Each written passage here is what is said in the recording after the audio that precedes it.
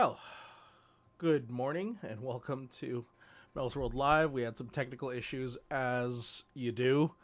Of course, 1 minute before the stream starts, the stream wigs out, tells me that it lost its connection, and so I had to scramble and get everything back up and running. And I apologize because I don't want to let all of you down, all one of you in Twitch.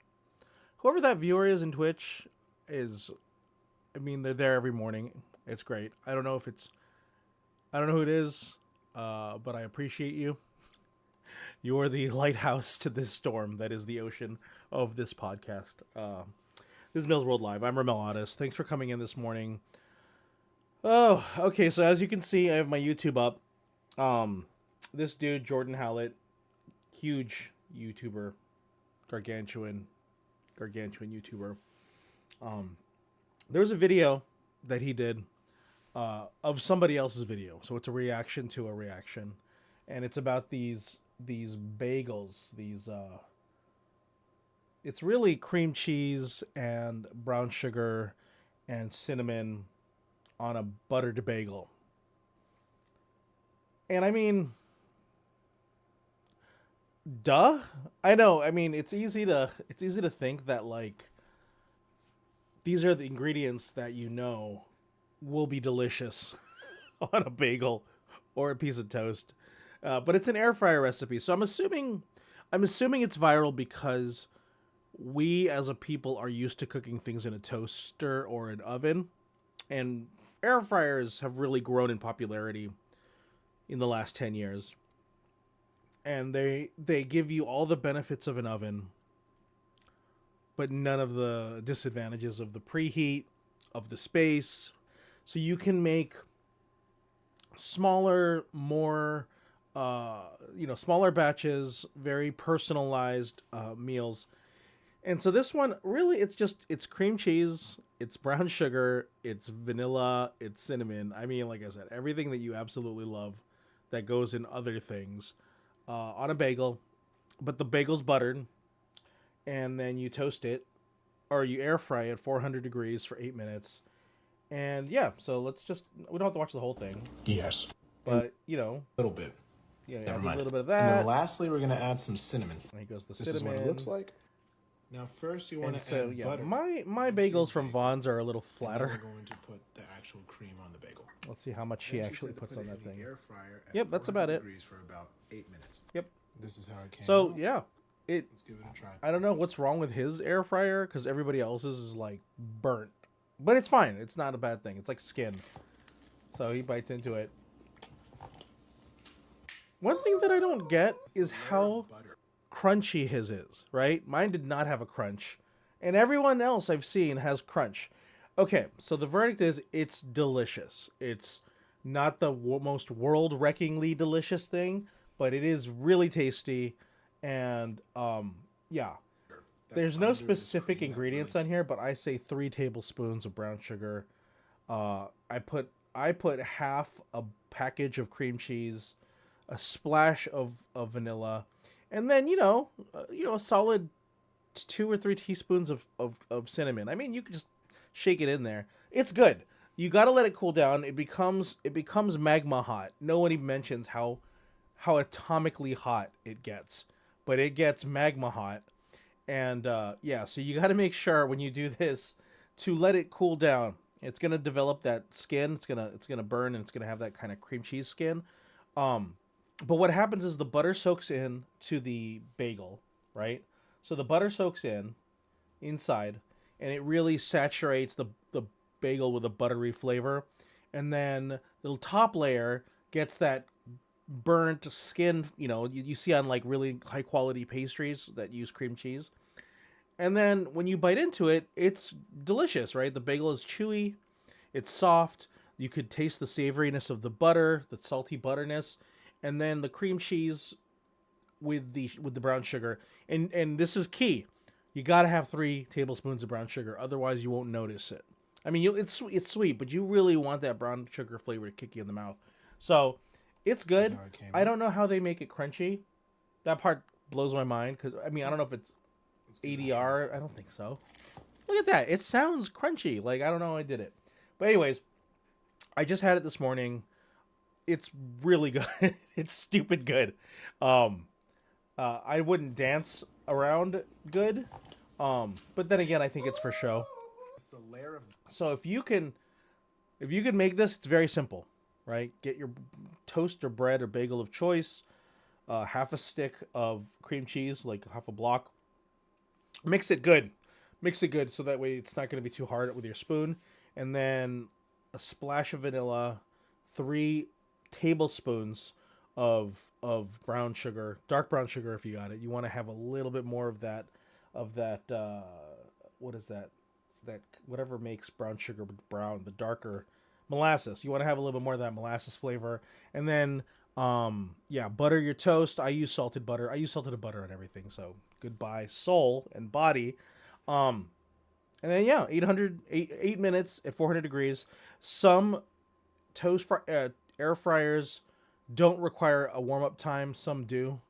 So just, know that your results may vary and you're going to have to adjust. So anyways, that was what I did this morning, and I still have a little bit more spread left, and I will be more than happy to use that. But let's go dive right in. One thing I didn't mention yesterday is that on Friday of last week, I don't know what happened, but my stream just turned on. It was in YouTube. It just started, right? And the good news is I didn't have anything incriminating on the screen that I was sharing. Not that I typically ever have incriminating things on my screen, but it's easy to have a chat open. It's easy to be purchasing something, something that you maybe don't want people to all see that are online and that'll get stored forever as a video. But this thing streamed for 2.5 hours because I was at home. And I don't know how it started. I really don't. I don't know. There had no cats in my room. It just did. Now, the good news is I was researching apples and apple pie things. And so all my screen was for the next 2.5 hours was apple pies and apples. What's funny is I had 5 streamers visit, or five watchers visit that entire time. And the fact that I didn't do anything and I had 5 people infuriates me to no end. People are like, oh, what's this screen? And they just popped in and they saw that I had nothing but Apple stuff and Apple baked goods stuff. It's fine. But yeah, I had it running. It ran for 2.5 hours, and I apologize if people were notified. And the 5 people that viewed, where are you now? I'd love to see you now. But to be fair, it was Friday at like 10, so I mean it's a different time frame too. Maybe I got some of those Australians that I've been wanting so badly. Let's dive right in again. So yesterday was productive. I got about 50% of the way through for principal editing, which is great.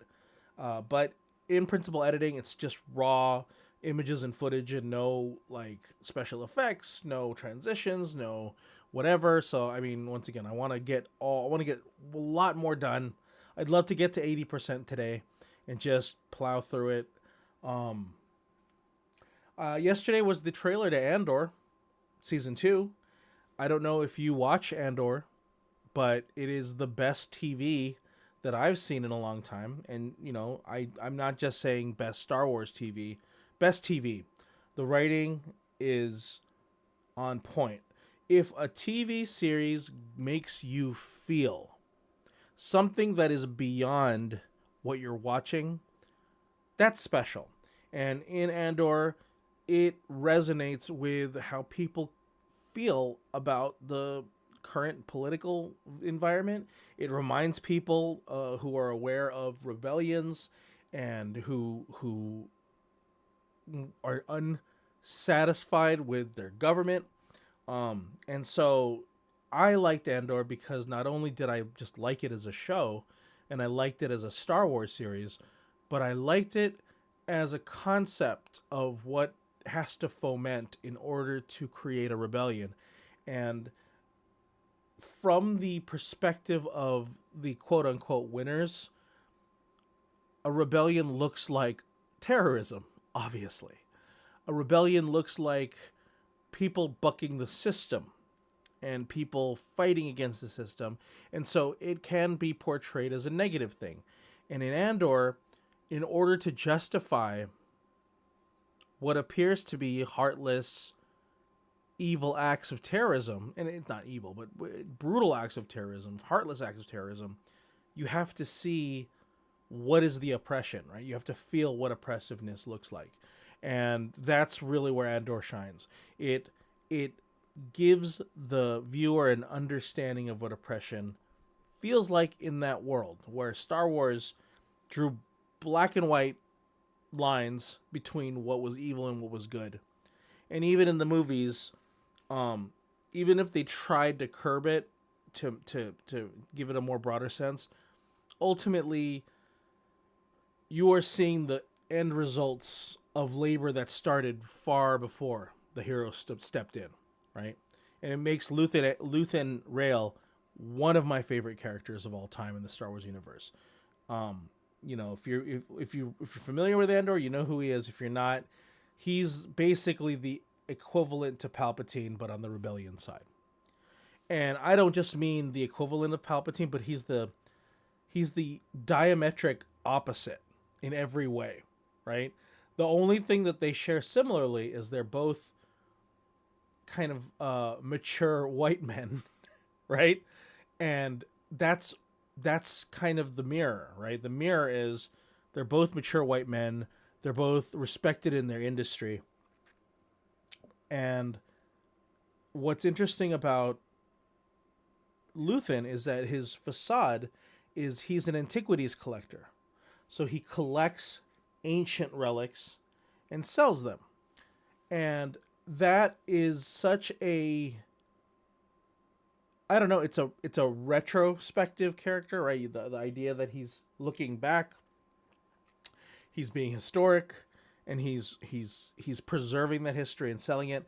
And Palpatine is a politician, a senator, a 100% ego-driven, in the limelight, is responsible, is very much, wants to take credit for either being a successful senator or a successful evil emperor.